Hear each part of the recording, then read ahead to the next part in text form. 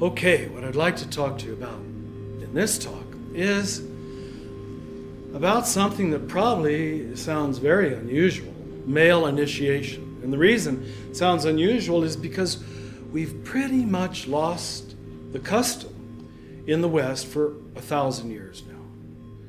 And in that, we are an exception to every primal culture in the world. The initiation of the boy into manhood was deemed apparently absolutely necessary for cultural survival and for personal spirituality.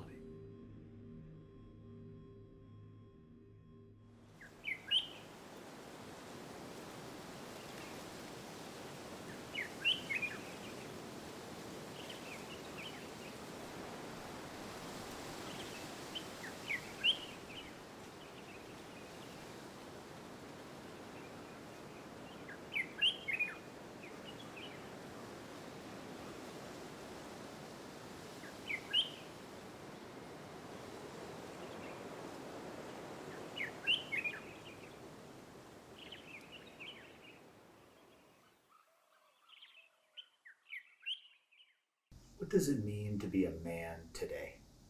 Capital M. What does it mean to be a man today?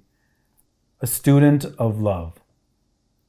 To be a student, not a teacher, not a master, not a obnoxious, self-righteous, pontificating lecturer, but just to be a student among students, a worker among worker. A human among human, someone who needs to ask for forgiveness and someone who needs to share forgiveness, someone who needs to ask for healing and someone who needs to be a servant of healing. The St. Francis prayer, to bring light where there is darkness.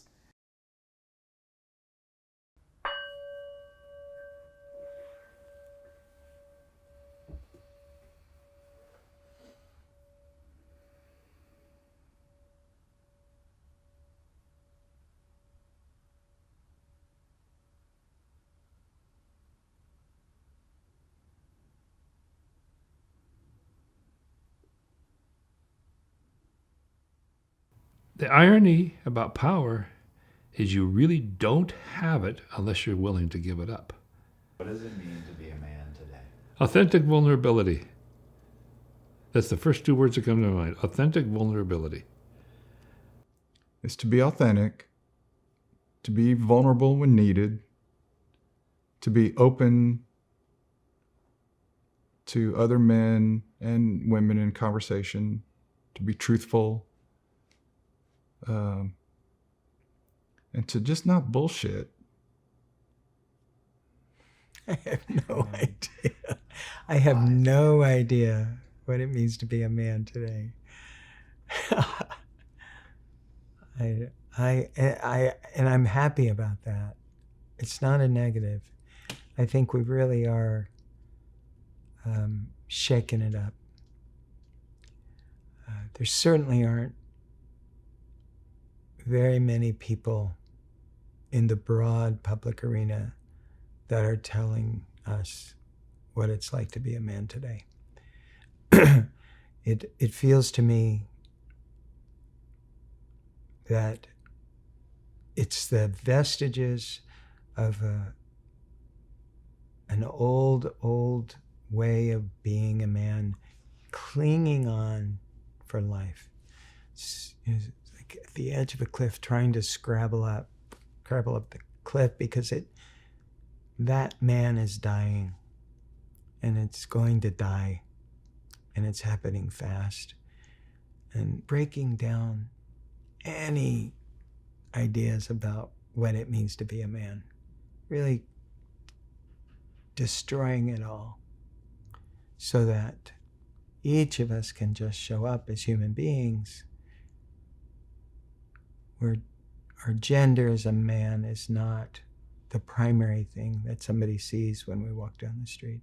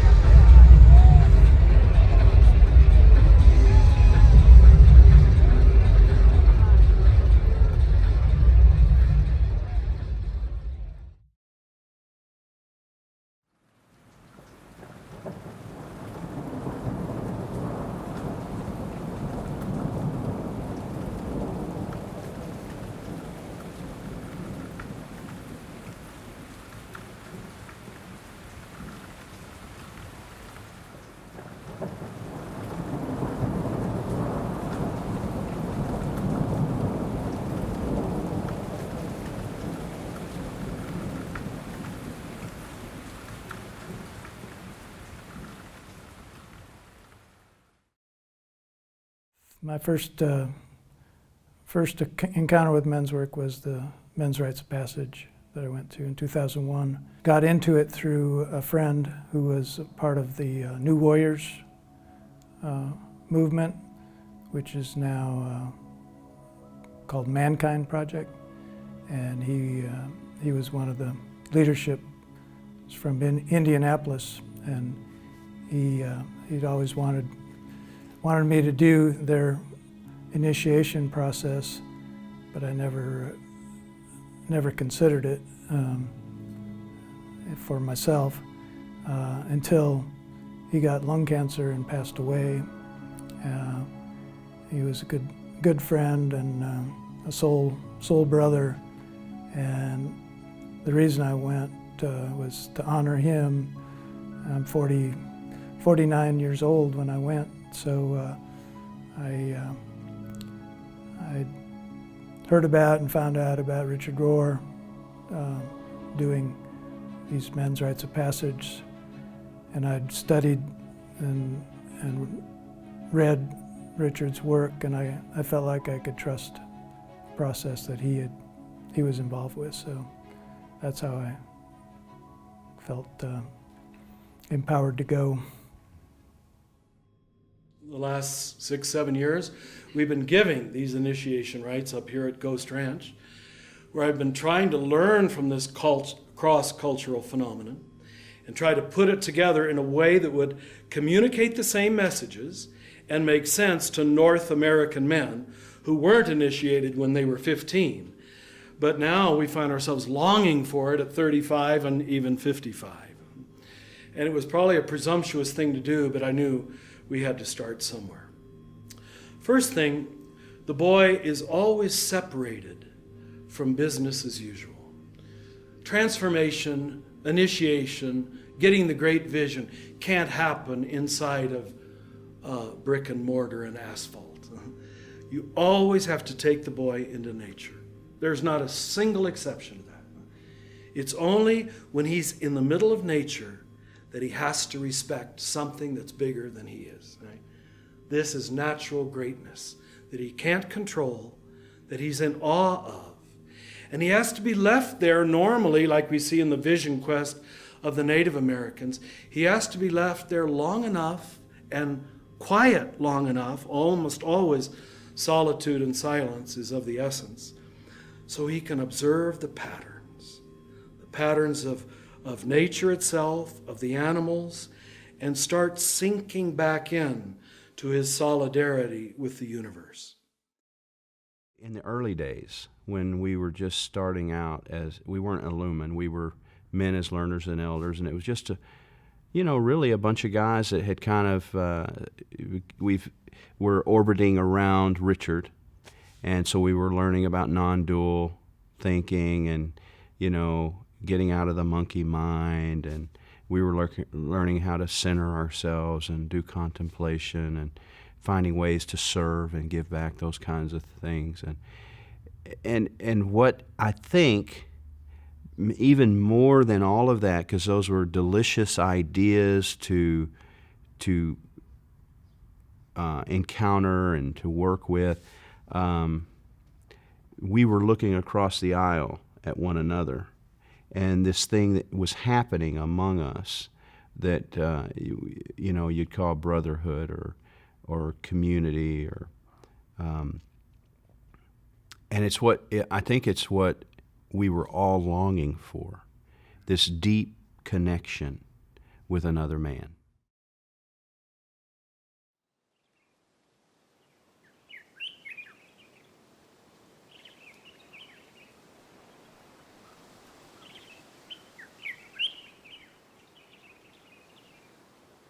For other men to see a man love other men in a healthy way, I think that's eldering right there.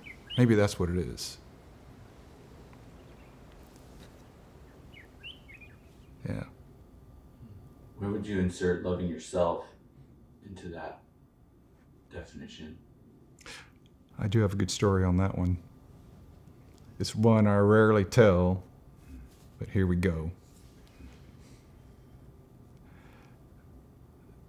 So years ago, in the midst of that years of liminal space of the divorce, as I said, times were hard. It was really hard. It was the hardest time of my life. And there were many times where I just thought, I don't know if I can hold this all together anymore. And one night I had a dream. And in that dream, it was the perspective that I was looking down. It was dark, but there was a little bit of light. And I was looking down at a man that was holding a boy in his lap. He was hugging a boy in his lap. And there was just a little bit of light, like a glow of something. I don't know what it was. But in the dream, I started going down closer and closer to these two.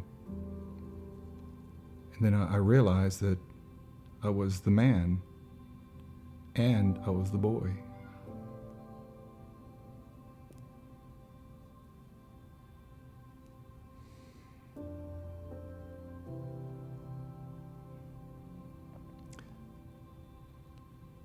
So,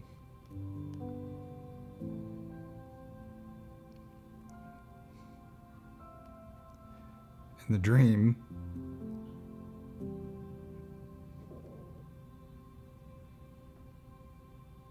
the man was hugging this little boy who just needed a hug.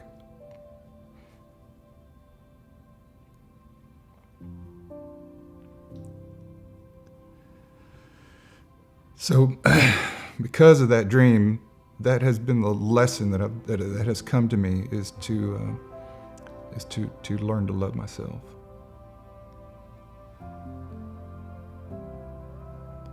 And when I'm good, I can do that.